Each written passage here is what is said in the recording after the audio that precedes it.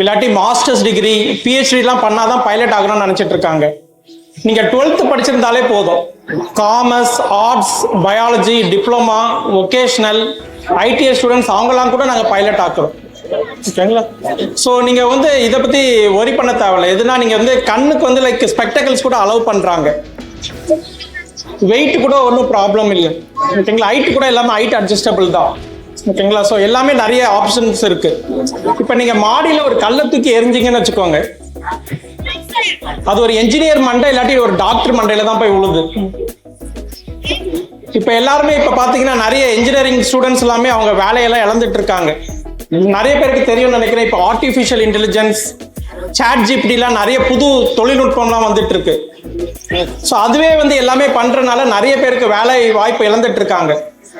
ஆனா இப்ப பைலட்டுக்கு பாத்தீங்கன்னா 8 லட்சம் பேர் தேவை.